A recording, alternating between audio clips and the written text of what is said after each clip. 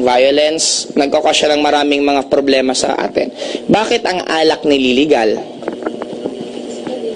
Masama ang sugal, kaya bawal ang weteng. Bakit hindi hinuhuli yung mga nasa kasino? Bakit pag sugal ng mahirap, hinuhuli? Saklaan, bawal. Sinisipa, hinuhuli. Ibinabalita sa TV na, ayan, mga sugarol. Bakit hindi man lang nila pasukin yung kasino dyan?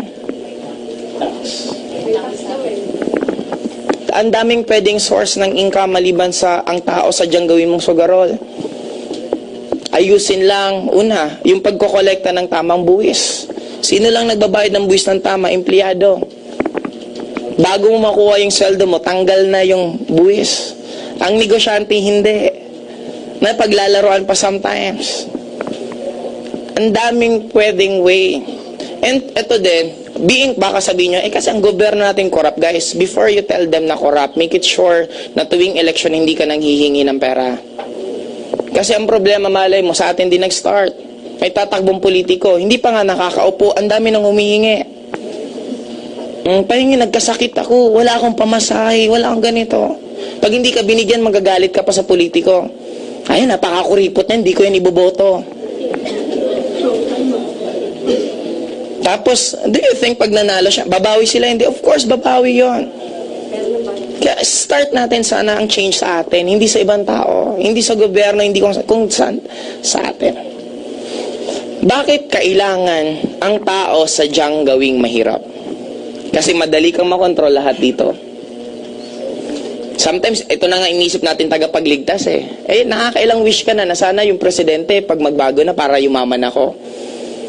Guys, ilang presidente nang dumadaan sa'yo. Kung hanggang ngayon hindi kayo mayaman, hindi na po presidente ang problema, kung hindi sarili mo. Ilang presidente na dumaan sa'yo kung sobrang dami na.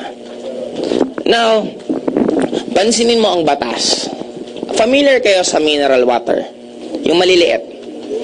Alam nyo po ba, halimbawa, gumawa ako ng isang business ko na mineral water sa, halimbawa, Bicol. Bawal ako mag-distribute ng maliliit. Ang pwede ko lang i-distribute, malalaki. Bakit? Kasi nga umaray yung mga big companies na dapat bawal kasi malulugi sila. Kasi nga, alam mo, galing Manila, yung maliit na bote.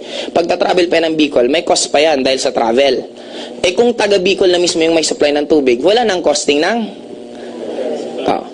kinausap nila, nagkaroon ng batas na bawal ang mga maliliit na supply ng tubig na magbenta ng maliliit din. Question.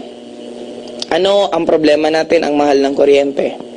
We have solar energy, hydro energy, wind energy, na libre. Bakit hindi yun dinidevelop? Sa amin sa Bicol, meron nakaimbentong isang lalaki. Nagawa niyang patakbuhin ang isang sasakyan using a water. Nasaan na ngayon yung taong yon? Hindi sinuportahan ng government. Bakit? Umaray yung tatlo. Si Petron, Shell, Caltex, ito milyon-milyon. Huwag niyong i-develop yan. Lulugi kami. Kasi ang tubig kahit saan. O ngayon, wala. We have so many things na dapat maintindihan. Kung tayo mismo magtutulong-tulong, makakapag-create tayo ng change. Pero kung magsisihan tayo, wala mangyari.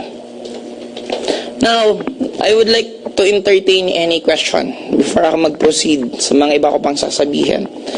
Any question po, kung meron po kayong gustong itanong about sa mga nasabi ko, you're free po to ask. Sige po, wag po kayong mahiya. Ako nahihirapan sa inyo, parang init. Oo nga, ang dami niyong pumunta Question, sino po may tanong? Para medyo relax lang tayo ng konti. Question, sige po sir. We are not going to be conventional in that great disorder. Hindi tayo maging conventional will not create disorder. Hindi naman po. Kasi ako hindi ko na inabot tong halos lahat sinunod ko. We don't need kasi to follow yung nakasanayan ng lahat. Sometimes we are also the victim. Sometimes even parents, pipilitin mo yung ayaw ng anak mo. Pinanganak pa lang yung bata, paglaki niyan, magiging magaling na engineer yan. Kung ayaw naman niya maging engineer. Kumbaga, we have our own free will na sometimes nadideprive, kaya yung pinakatalit mo hindi rin lumalabas. Subukan mong gawin mo ang isang bagay na hindi ka masaya. Do you think mag-excel ka? Of course not. Pero subukan mo gawin ang isang bagay na masaya ka.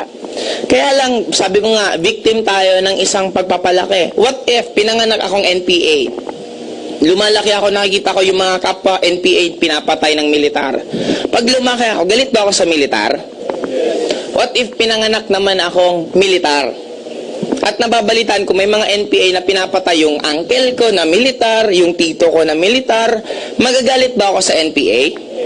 The question is, sino ba sa kanilang dalawa ang tama? Sino ba sa kanilang dalawa ang mali? Again, we are a victim, depende kung saan ka lumaki. And sabi ko nga, sana yun ang ma-realize ng bawat isa sa atin right now. Ako, itong topic ko ngayon, this is not also about networking anymore. This is about life. Nasabi ko, kung magsisimula sa atin yung change, who knows?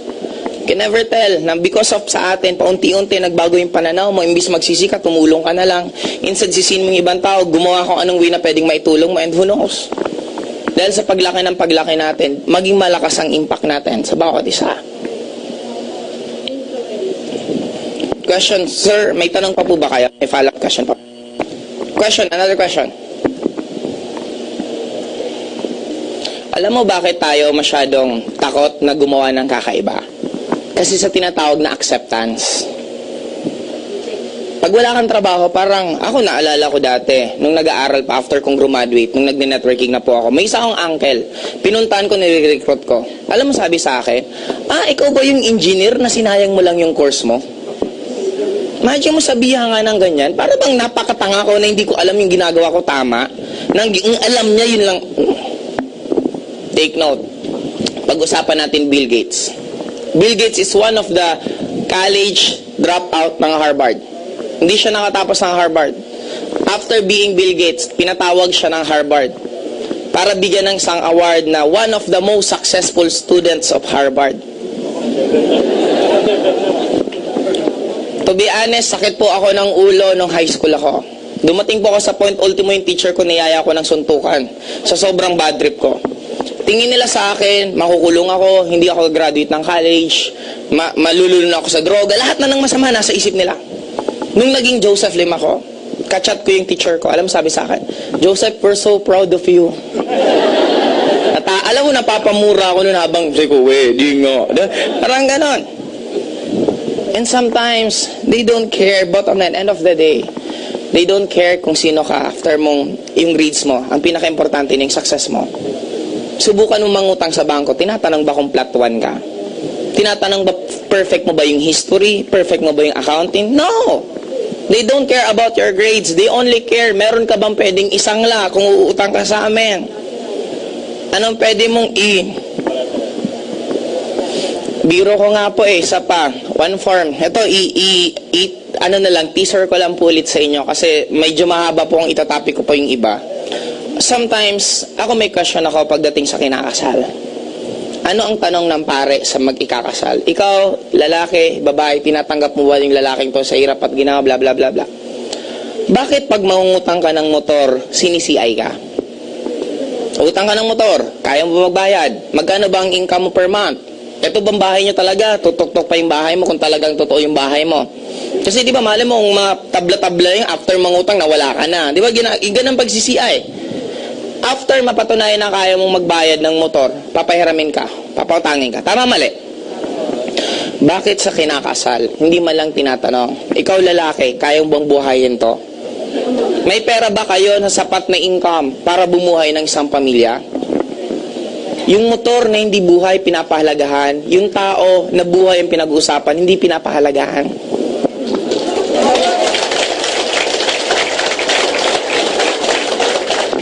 Sabi nila, ang importante lang daw sa mag-aasawa is love. Importante po ang love, pero the moment wala ka ng pera, love will fly away. Doon na po yung gulo ng pamilya. Doon na po ang daming nangyayari. Guys, sabi ko nga, ang dami pong sadya tayo, sinasadya tayong gawing bobo pagdating sa pera. And ang dami pong example.